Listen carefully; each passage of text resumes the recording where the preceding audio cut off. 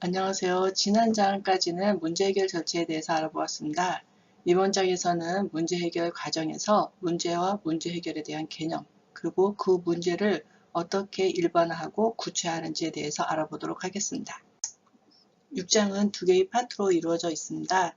첫 번째 파트는 문제 해결의 각 단계에서 어떤 일을 수행하는지 간단한 예제를 통해 문제 해결 과정을 알아보는 것입니다. 이번 장의 학습 내용으로는 문제와 문제 해결이 무엇인지 알아보고요. 문제 해결 과정을 설명하고, 그리고 마지막으로 두 번째 파트에서는 일반화와 구체화의 의미를 설명하도록 하겠습니다. 문제와 문제 해결에 대해서 알아보도록 하겠습니다.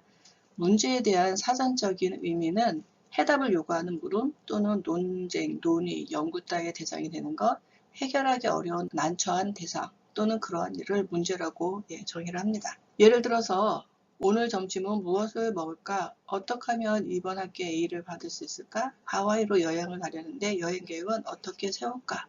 와 같이 해답을 요구하는 물음 또한 문제가 될 수 있겠죠. 문제를 다시 한번 재정의하게 되면요. 현재 상태와 목표 상태 사이에 차이가 존재하는 상황을 문제라고 보고요. 그 문제 해결이라고 하는 용어는 현재 상태와 목표 상태 간의 차이를 메우는 일련의 과정 또는 문제를 정확하게 이해하고 분석한 후 가장 효율적인 해결책을 구하는 과정을 우리는 문제 해결이라고 볼 수가 있습니다.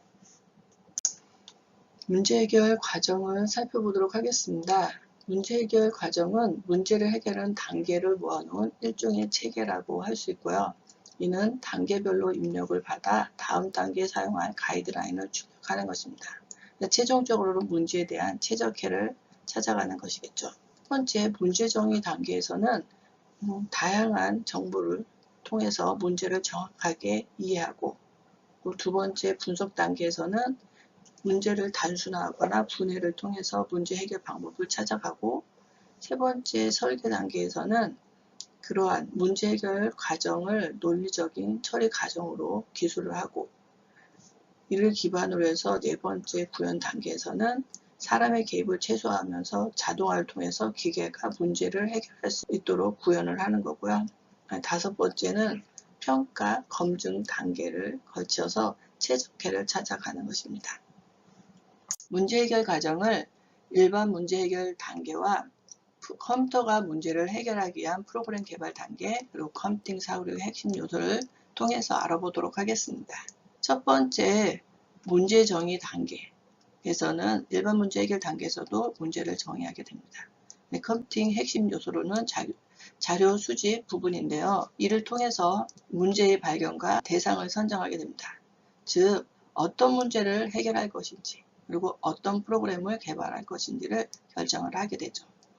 두 번째 분석 단계에서는 문제의 이해와 분석, 이때는 이제 정보를 수집하게 되죠.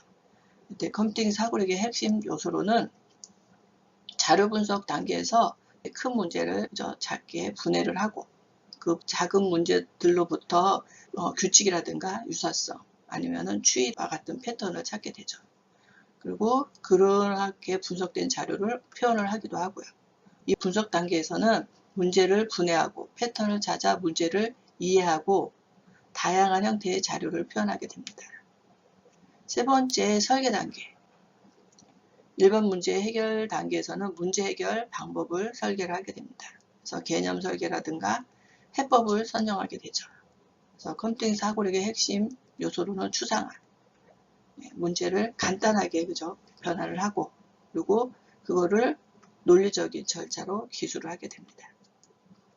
이번 단계에서는 효율적으로 문제를 해결할 수 있는 방안을 계획하고 구성하는 단계가 되겠죠.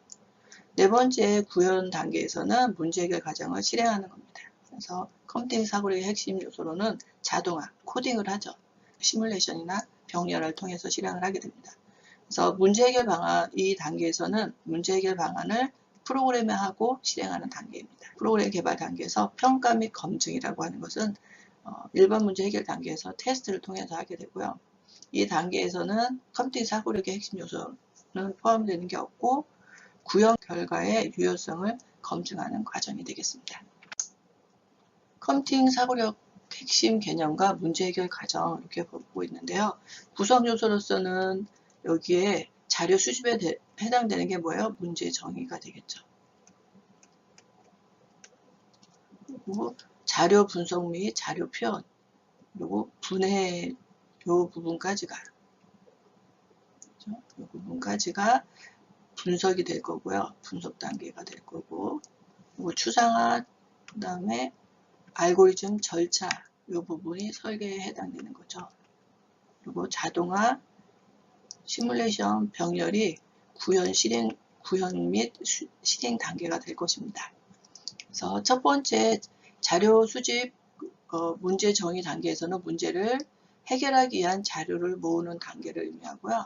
자료 분석 및 표현, 문제 분해 이 과정은 자료를 세심하게 분류하고 문제 해결하기 위해서 문제를 나눠 분석하는 거죠.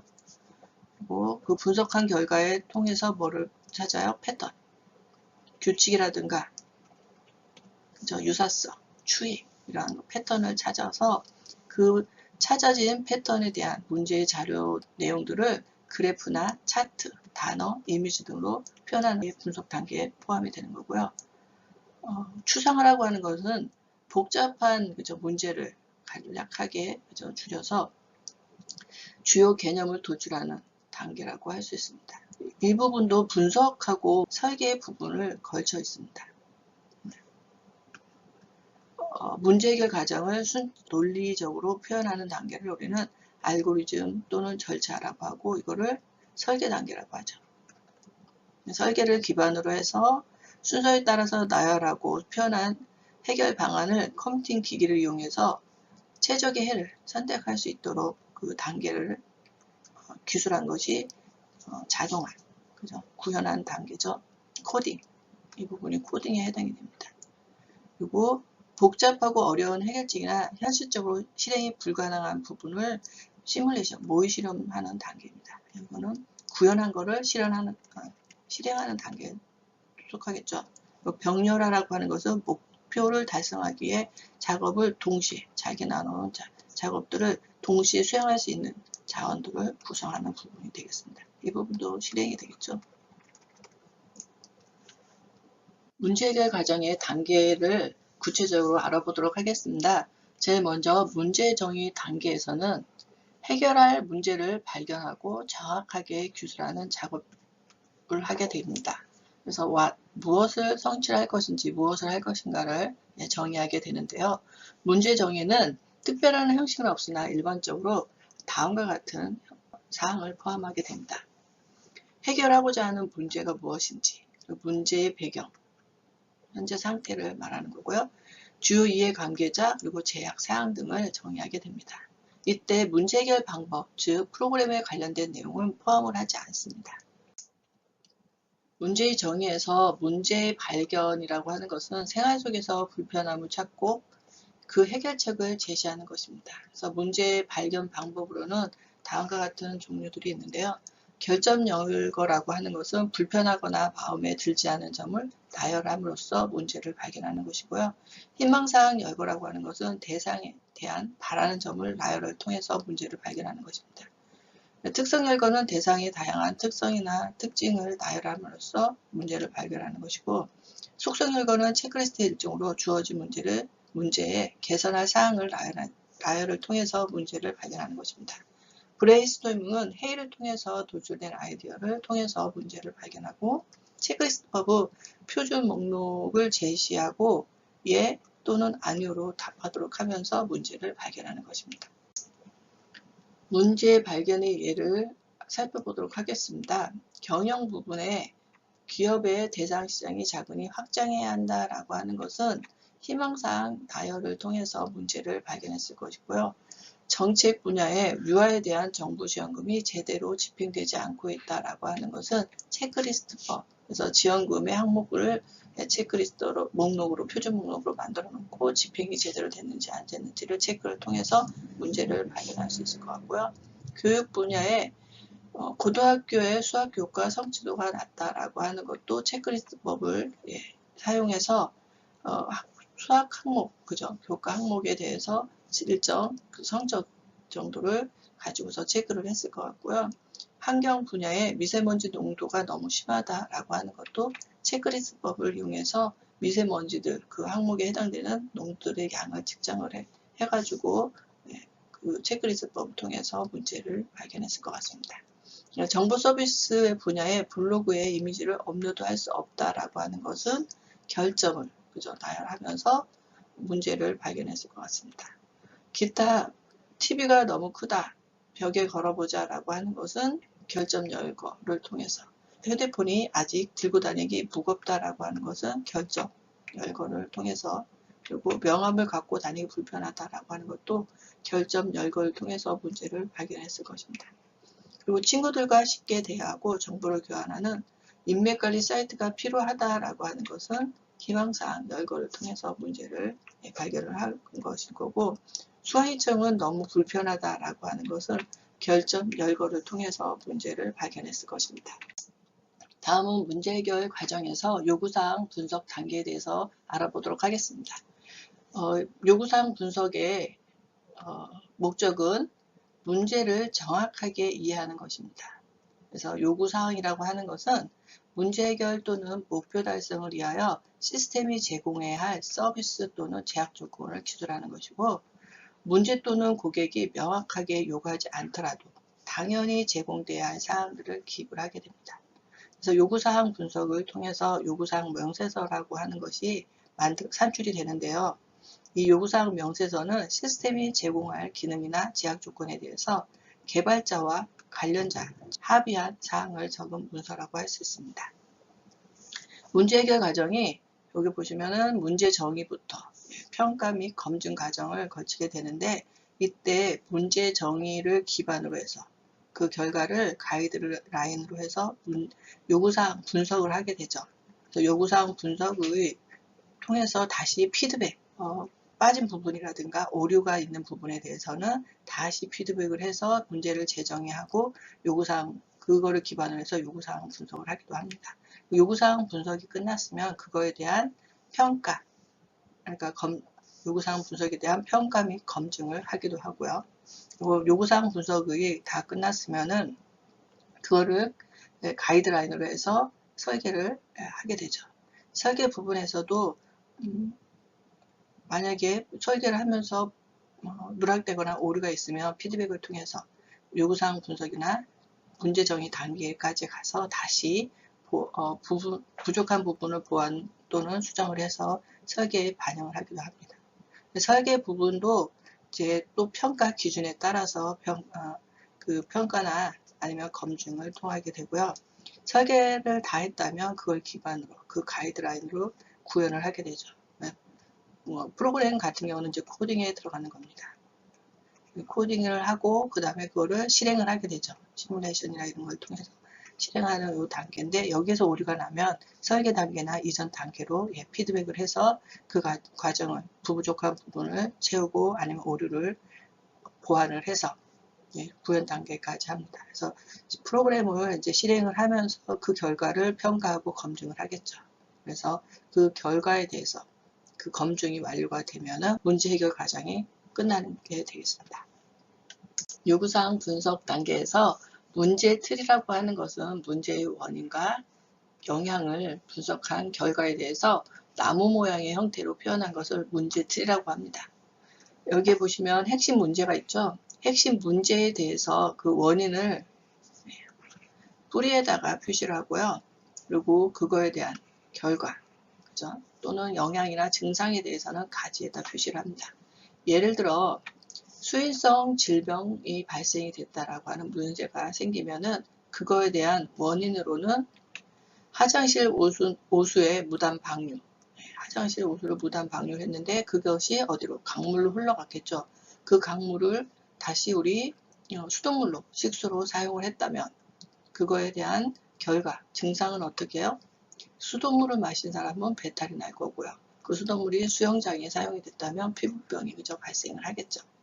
이와 같이 이렇게 문제를 중심으로 두고 원인과 결과를 나무 모양에다 표현한 걸 우리는 문제틀이라고 합니다. 요구사항 분석 과정은 데이터의 수집, 문제 정의 단계에서도 필요하긴 한데요. 요구사항 분석에서도 데이터를 수집을 하고요. 외부의 자극에 대한 시스템의 반응, 즉 입력을 무엇을 하고 출력을 어떻게 할 것인지를 분석을 하죠. 시스템 기능을 결정을 합니다. 외부 입력과 시스템 출력을 어떻게 할 것인지를 기술하는 거죠. 이때 구현하고자 하는 시스템의 내부 동작은 고려하지 않고 어떤 기능만 있어 라고 나열을 하는 것입니다. 요구사항 면세에서의 표현 방법은 글이라든가 표, 그림 등과 같이 다양한 방법을 이용해서 표현을 하는데요. 대표적인 방법으로는 사용 사례, 유스 케이스가 있습니다. 그래서 외부에서 시스템이 어떻게 사용할지를 표현하는 방법입니다. 자료를 수집하는 방법으로는 관찰, 어떤 개발 대상에 대해서 아니면 문제 해결을 하기 위한 대상에 대해서 관찰하고 보고서를 작성하는 것이고요. 설문이나 인터뷰, 면담이라고 하는 것은 그 문항을 만들어 놓고 그거를 방문하거나 이메일, 우편, 전화, SNS를 통해서 설문이나 인터뷰를 진행하는 것이고요. 그 결과를 가지고 이제 데이터를 수집을 하는 거죠. 인터넷 검색이라고 하는 것은 검색 엔진에서 정확한 단어를 입력을 해서 데이터를 게더링할 수도 있고요. 아니면 정부나 기업, 단체 같은 공식 사이트에서 특정 데이터를 다운받을 수도 있겠죠. 추천 사이트를 할 수도 있고요. 벤치마킹이라고 하는 것은 대상을 선정하고 그 대상과 비교 분석을 통해 장점을 배울 수 있는 행위, 이런 것들을 해서 적용하고자 하는 분야의 선정, 대상 시스템, 서비스 선정, 정보 수집, 기능 분석, 설계에 반영을 하는 이러한 과정을 거치게 되고요. 그 외에도 인적 네트워킹이나 샘플, 그 다음에 컨설팅 같은 것을 통해서 자료를 수집하게 됩니다. 요구사항 종류에는 비즈니스 요구사항으로 프로젝트 수행 이유, 즉 제품을 개발함으로써 개발사나 고객이 어느 이점을 요구사항에 정리를 하는 거고요. 사용자 요구사항이라고 하는 것은 사용자가 제품을 이용해서 하는 일에 대한 요구사항을 정리하는 것입니다. 그 방법으로는 유스케이스나 시나리오, 시퀀스 다이어그램 등으로 표현을 하게 되겠고요. 기능 요구사항이라고 하는 것은 시스템이 반드시 수행하는 일, 즉 이거는 비즈니스 요구사항과 사용자 요구사항으로부터 유도를 합니다. 시스템 요구사항은 하드웨어의 성능과 기능, 그리고 그 외의 요구사항들을 시스템 요구사항에 정리를 하고, 비즈니스 규칙이라고 하는 것은 정책이라든가 법규, 산업표준, 연산 알고리즘 등을 기술을 하고요. 외부 인터페이스라고 하는 것은 시스템과 외부가 데이터를 주고받는 방법에서 대표적인 것으로서는 사용자 인터페이스라든가 통신 프로토콜이 있습니다. 기타로는 품질 속성이라든가 설계와 구현의 제약사항 등을 기술하는 요구사항을 만들기도 하죠. 요구사항 분석에서 사용자 요구사항을 기술하는 방법, 표현하는 방법에는 사용 사례 다이어그램, 유스 케이스가 있었죠. 이것은 시스템에 제공할 기능이라든가 서비스를 사용자와 시스템 사이의 상호작용을 표현한 것입니다. 사용자에는 구매자가 있고 판매자가 있고 기계 판매자가 있죠. 구매자는 상품을 구매하게 됩니다. 상품을 구매하는 방법 아니면은 그 절차로는 상품을 선택하고, 그 다음에 선택한 다음에 대금을 돈을 넣고 그 다음에 상품을 확보하겠죠. 그리고 판매자는 상품을 적재하고 그 다음에 재고를 점검하는 일을 할 거고요. 그 다음에 판매자는 기계를 설치하는 일을 할 것입니다. 다음은 문제 해결 과정 중에 설계 단계를 살펴보도록 하겠습니다. 설계 단계의 목적은 문제 해결 방안을 구현하기 위한 계획을 세우고 그 방법을 찾는 것입니다. 즉, 현재 상태에서 목표 상태로 도달할 방법을 모색하는 거죠. 탐색하는 겁니다. 설계 과정을 보면 추상화, 일반화, 정형화 단계를 거치게 되는데요. 추상화는 문제 영역에서 문제를 불필요한 것들을 제거하고 중요한 부분만 추출하는 것이고요. 일반화라고 하는 것은 문제 영역에서 공통사항들을 선정하는 것입니다. 그리고 정형화는 프로그램으로 변환하기 위해 일정한 형식으로 해결 방법을 기술하는 것을 정형화라고 합니다. 표현 방법에는 수식, 표, 그래프, 알고리즘 설계에는 순서도가 가상, 언어 등이 있습니다. 여러 가지 문제 해결 방법 중에 가장 좋은 방법을 선택을 해서 표현을 하면 되겠죠. 문제 해결 방법을 발견하는 일반적인 원리로는 기존 요소들의 새로운 조합으로 패러독스, 모순에 의한 해결이죠. 그래서 이중성이라든가 서로 다른 요소들의 조합을 이용해서 문제 해결 방법을 도출을 하게 되고요. 또 하나는 관계를 이해하여 문제 해결을 적용을 하는 것인데요. 이거는 유추입니다. 그래서 전혀 다른 사물이나 개념 사이의 유사성을 파악하고 문제 해결에 적용을 하는 것이죠. 이것은 인문학적 소양이 다소 필요한 영역이기도 하고요. 그 외에 아이디어를 창출하는 방법으로는 논리적인 사고와 창의적인 사고, 이 두 가지 종류 중에 논리적인 사고의 합리적인 추론이라고 하는 것은 보통 어떤 문제의 원인과 그 결과, 인과관계를 확인하고 전체 집합에서 부분 집합을 찾아가는 유용한 도구로 사용되는 이 세 가지를 사용하게 됩니다. 그래서 로직 트리라든가 마인드맵, 그리고 미시라고 해서요, 그 중복과 누락이 없이, 즉 그 구성 요소에 서로 겹치지 않으면서 그거를 모두 합치면 전체가 되는 그러한 원리를 이용해서 문제, 아이디어를 도출하는 것이고요. 창의적인 사고 아이디어 창출 방법에는 브레인스토밍, 회의를 통해서 아이디어를 도출하는 방법이고, 스캔포라고 하는 것은 여기 보면 대체, 그죠? 결합, 적용, 적응, 수정, 그 다음에 다른 용도로 사용하는 거죠. 그리고 재정의와 같이 간단한 체크리스트 형태로 아이디어를 찾아가는 과정을 이렇게 사용하는 방법이 되겠습니다. 설계 과정을 살펴보면은 여기에 사례라고 되어 있는데요. 이 사례라기보다는 분석을 통해서 문제에 대한 개념을, 핵심 개념을 추출하고, 그 다음에 그 공통된 특징들을 찾게 됩니다. 그 분석에 대한 그 기반을 이용해서 문제 해결 방법들을 논리적으로 설계 단계에서 결정을 하게 되는데요. 이때는 상향식이나 하향식 또는 객체 지향 방법을 이용해서 그 문제 해결 절차를, 논리적인 절차를 기술하게 되겠죠. 그래서 기술된, 설계된 내용을 기반으로 해서 결정된 문제 해결 방법을 특정 프로그램으로 정형화된 그 신텍스를 가진 언어로 코딩을 하게 됩니다. 그 과정을 우리는 구체화라고 하고요. 그 구체화된 그것을 시뮬레이션이나 아니면은 병렬 처리를 통해서 실행을 하게 되겠죠. 이때 사용되는 추상화나 일반화 그리고 구체화에 대한 용어를 살펴보면은 정의 부분에서 보면 추상화는 문제 영역에서 핵심적인 개념들을 추출하는 역할을 하고요. 그 예로는 수식, 어떠한 공식 같은 것을 도출할 수가 있을 거고요. 지하철 노선, 그리고 모델 같은 것들이 추상화에 속하고요. 일반화라고 하는 것은 문제 영역에서 여러 실체 유형 간의 공통적인 특성을 표현하는 것입니다. 그래서 그 표현하는 방법으로는 단어로 표현할 때는 보통 명사, 여기에 보면은 사람이라고 하는 거 있죠. 사람이라는 것이 있고요. 이 사람이라는 것을 클래스라든가 템플릿, 트리라고 하는 것으로 표현을 하고, 그 사람에 대한 클래스 내에는 뭐 사람의 속성이라든가 기능들을 여기다 정의를 하는 거죠.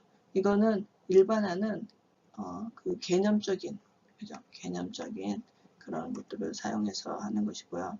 구체화라는 것은 문제에서 처리해야 하는 기능들을 정형화된 형태로 표현한 겁니다. 이거는 실제 객체 지향 그 설계 방법에서 보면은 이 용어로 치면 고유죠. 사람이라고 하는 일반 명사를 좀 더 구체화하는 거죠. 그래서 객체화 시켜서 홍길동, 김유신 이와 같이 이렇게 인스턴스 사례화하는 겁니다. 그래서 이거를 표현을 객체 또는 사례로 표현을 하고요. 이거는 실제 사물을 의미합니다. 문제의 그 해결 단계를 보면 추상화나 일반화, 구체화는 설계 단계에서 구현 단계로 넘어가는 분석을 통해서 그 일반화되고 추상화된 내용들이 설계 단계 입력으로 들어가고요.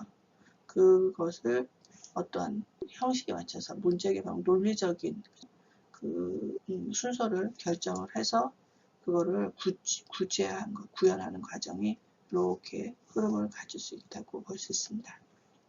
설계의 결과물 사례를 보면은 대표적인 것은 건물 설계도가 있고요.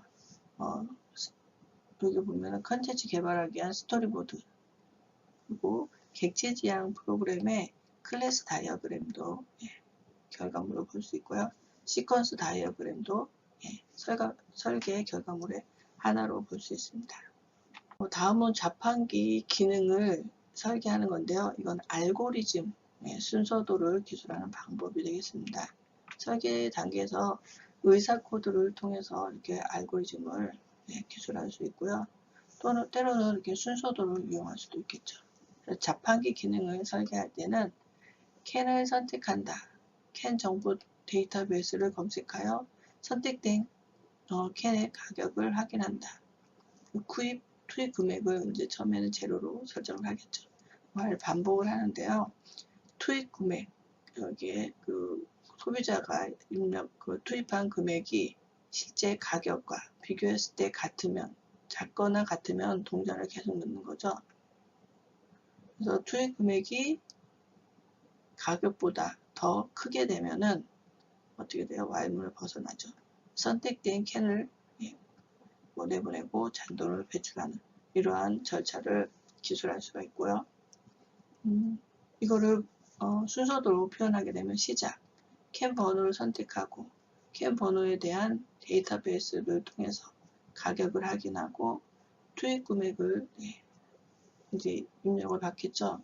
동전을 넣는데 동전 액면가를 확인하고 투입된 금액이 동전 액면가를 더해서 투입 금액이 가격보다 더 크거나 같으면 캔을 내보내고 아니면은 동전 넣기를 반복하는 거죠. 그래서 투입 금액이 크거나 같으면 캔 내보내고 잔돈을 배출하게 되겠죠. 만약에 투입 금액과 가격이 같으면 잔돈을 내보내지 않을 수도 있겠지만 0을 내보내겠죠. 문제 해결 과정의 구현 단계를 살펴보면은 구현을 우리는 구체화라 하고요. 1번 문제 해결에서 설계에 따른 해법을 실제로 실행하여 문제를 해결하는 걸 우리 구현이라고 하고요. 시스템이 복잡한 경우 모델을 만들어서 시뮬레이션을 할 수도 있습니다. 이때 이제 1번 문제가 아니라 컴퓨터가 문제를 해결해야 되는 경우 우리 프로그램이라는 것을 작성하게 되죠. 여기에도 구현 부분이 들어가는데 설계 과정에서 제시된 해법, 논리적인 흐름, 순서도라든가 아니면은 시퀀스 다이어그램 이런 것들을 이용해서 프로그램을 작성하는 거죠. 즉 코딩이라든가 데이터베이스 구축, 사용자 인터페이스를 구현하거나 아니면 오류를 수정하는 과정을 우리 프로그램의 구현 단계라고 볼 수 있습니다. 문제 해결 과정 중에 평가와 검증 단계입니다. 검증은 프로그램을 수행하고 최초의 문제가 해결되었는지를 평가하는 과정으로 구체적인 사례를 적용하고 구체적 사례가 모든 경우를 포함하고 있는지를 체크해야 합니다. 만약 오류가 있다면 이전 단계로 돌아가서 전체 과정을 반복을 하게 되는데요. 입력 데이터, 테스트 데이터를 넣어서 예상이 되는 처리, 수행 여부 검증을 통해서 원하는 결과를 나오면은 문제 해결이 된 거고, 만약에 원하는 결과가 나오지 않는다 라고 하면은 구현, 설계, 분석, 정의 단계를 앞으로 돌아가서 문제를 해결하는 과정을 반복을 하게 되겠습니다. 다음은 퀴즈 문제입니다. 앞에 배운 내용을 다시 듣기나 아니면 상기를 하면서 이 문제를 풀어보시길 바랍니다. 수고하셨습니다. 다음 시간에는 6.2 사고력에 대해서 알아보도록 하겠습니다.